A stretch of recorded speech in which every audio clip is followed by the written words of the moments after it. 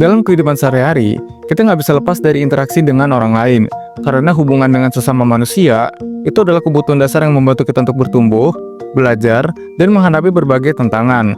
Dan dari banyaknya relasi yang kita jalanin, salah satu yang paling penting dan berpengaruh adalah hubungan dengan orang tua. Karena orang tua sendiri merupakan sosok pertama yang kita kenal sejak lahir. Menurut salah satu jurnal yang gue temukan, peran sosok orang tua sendiri salah satunya itu adalah pembentukan karakter anak. Dan itulah kenapa orang tua sangat penting untuk mengajarkan ilmu pendidikan dan juga ilmu agama sejak anaknya masih kecil. Nah, tapi walaupun orang tua punya peran yang sangat penting bagi seorang anak, sayangnya nggak semua orang tua itu punya cara didik dan pola pikir yang sesuai gitu dengan keinginan si anaknya itu sendiri. Bahkan seringkali, orang tua itu punya cara pikir yang dinilai terlalu kolot dan nggak adaptif dengan perkembangan zaman. Nah, karena ada perbedaan dari cara pikir, preferensi, dan juga prinsip, seringkali terjadi pertengkaran antara anak sama orang tua. Ya, anak ngerasa orang tuanya nggak ngertiin perasaan dia, sedangkan si orang tua ngerasa kalau anaknya ini nggak mau dengerin orang yang dirasa lebih paham terhadap segala hal. Sebenarnya memang kalau kita ngomongin cara pikir antar generasi, pasti bakal ada banyak perbedaan antar keduanya, karena kehidupan di zaman sekarang udah pasti ada banyak perubahan kalau dibandingin sama zaman dulu.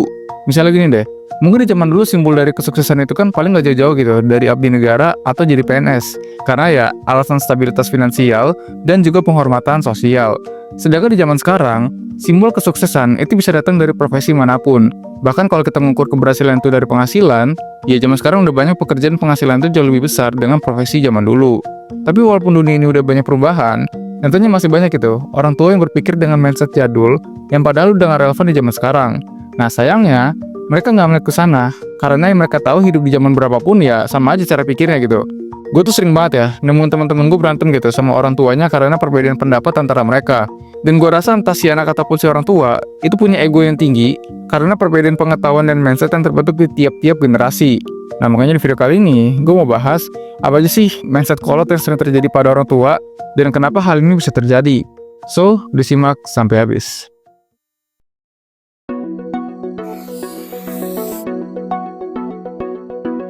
Ketika kita berbicara masalah lintas generasi, kita pasti bakal melihat banyak perbedaan antar keduanya. Hal ini bisa terjadi karena adanya perkembangan teknologi, budaya, dan juga cara manusia bersosialisasi. Kita harus akui ya, bahwa perkembangan zaman itu terus serta merubah cara pikir generasi baru yang lahir di zaman tersebut. Misalnya gini, kalau di zaman dulu kan informasi itu terbatas ya, dimana orang itu harus cari informasi dari buku, koran, ataupun dari TV gitu. Sedangkan di zaman sekarang, informasi itu bisa kita temuin dari banyak hal, bisa dari sosmed, artikel, dan lain-lainnya. Bahkan bisa jadi sekarang itu kita masuk di era information overload, di mana kita terlalu banyak mencerna informasi dalam waktu yang bersamaan. Dan kalau lo perhatiin, kadang tuh tren sosmed yang satu itu beda gitu, dengan tren sosmed yang satunya lagi. Itulah saking banyaknya informasi yang muncul di zaman sekarang. Nah generasi sekarang khususnya yang lahir di era teknologi, mereka lebih cepat beradaptasi dengan informasi tersebut ketimbang cara lama untuk mengakses informasi. Hal ini bisa terjadi karena ada istilah yang bernama digital natives, di mana generasi sekarang khususnya yang lahir pada era teknologi, itu udah kenal teknologi sejak lahir, bahkan menggunakan teknologi itu sendiri dalam aktivitas sehari-hari. Itulah kenapa makanya generasi sekarang itu lebih adaptif gitu dengan perkembangan teknologi, sedangkan generasi-generasi yang lama itu dinilai kolot dan ketinggalan zaman. Nah karena anak-anak yang lahir di zaman sekarang itu banyak terkontaminasi dengan informasi yang didapat secara luas, wajar kalau mereka itu punya preferensi dan pilihan masing-masing dalam hal apapun, termasuk gaya pakaian, minat tontonan, bahkan tujuan hidup sekalipun. Misalnya gini deh, mungkin bagi beberapa orang dan juga para orang tua ketika ngeliat pakaian yang agak terbuka, mereka menganggap itu pakaian dengan stigma yang buruk dan dinilai gak beretika. Ini di luar dari konsep agama dan kepercayaan ya. Tapi bagi beberapa orang lainnya, pakaian tersebut justru dianggap sebagai sebuah fashion atau tren yang terkini. Kenapa bisa ada perbedaan tersebut? Ya karena perbedaan prinsip dan informasi yang mereka konsumsi. Bisa jadi orang-orang yang menganggap pakaian tersebut sebagai fashion, mereka suka nontonin orang-orang lainnya yang pakai model fashion begitu, dan menganggap itu hal yang keren. Sedangkan bagi orang tua zaman dulu, mungkin penampilan yang keren itu ya pakai kemeja motif atau pakai jeans yang gombrang gitu ya kan. Sebenarnya memang kalau kita ngomongin penampilan, itu bisa dari preferensi masing-masing. Tapi hal yang banyak orang tua sekarang itu nggak paham adalah, tiap fashion itu ada masanya masing-masing. Mungkin fashion yang dianggap keren zaman dulu, bisa jadi itu dianggap ketinggalan zaman kalau dipakai zaman sekarang. Ini bukan soal pakaian yang terbuka tadi ya, tapi poinnya adalah, setiap fashion itu ada masanya masing-masing.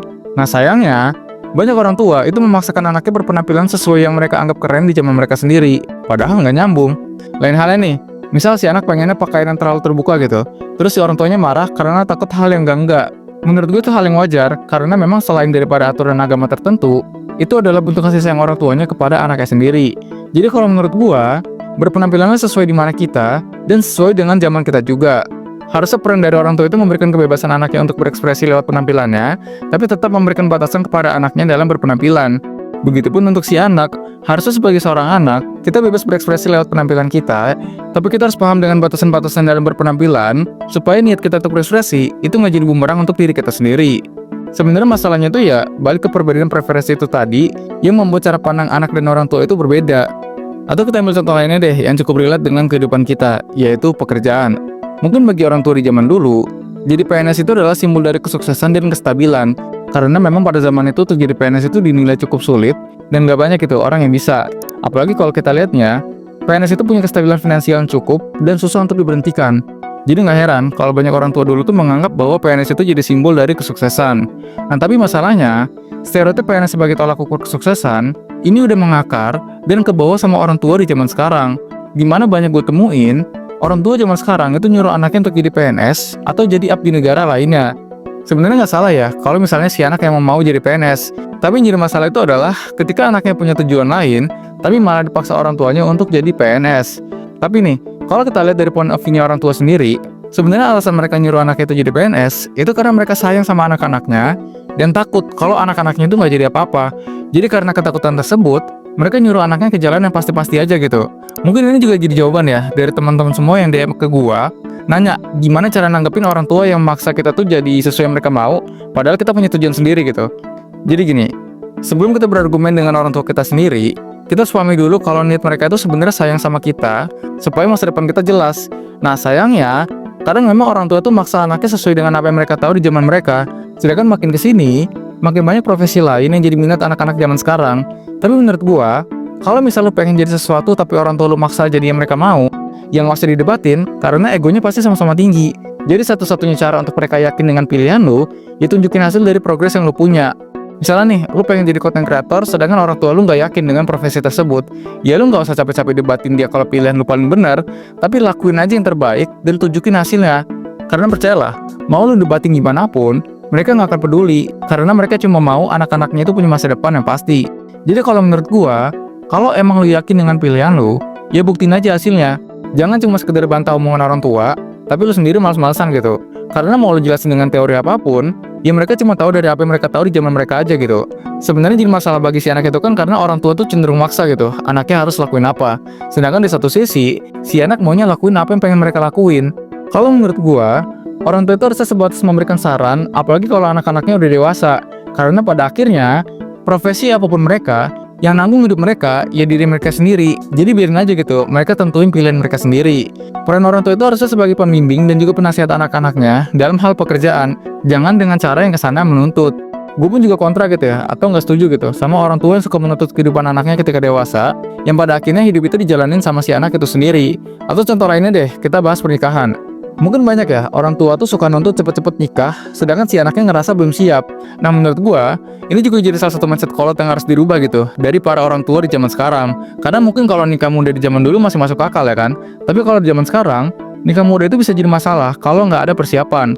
Karena seperti yang kita tahu kalau biaya setelah nikah dan berkeluarga, itu butuh biaya yang jauh lebih besar lagi, apalagi kalau udah punya anak. Di sini gua kasih tahu ya, nafkah orang tua kepada anak-anaknya itu nggak cuma dikasih makan 3 kali sehari aja, tapi ada kebutuhan-kebutuhan lain yang harus dipenuhin, kayak pendidikan, kesehatan, dan lain-lainnya. Sayangnya nggak banyak orang tua tuh sadar gitu dengan hal tersebut, dimana mereka ngira kasih makan aja udah cukup, padahal mereka juga harus sekolah dan lain-lainnya. Sebenarnya memang alasan kenapa orang tua itu suka menuntut hal-hal seperti itu, tentu karena rasa sayang mereka kepada anak-anaknya. Tapi problemnya, mereka tuh cuma ngeliat dari sudut pandang zaman mereka, alhasil banyak yang nggak relevan kalau dilakuin di zaman sekarang.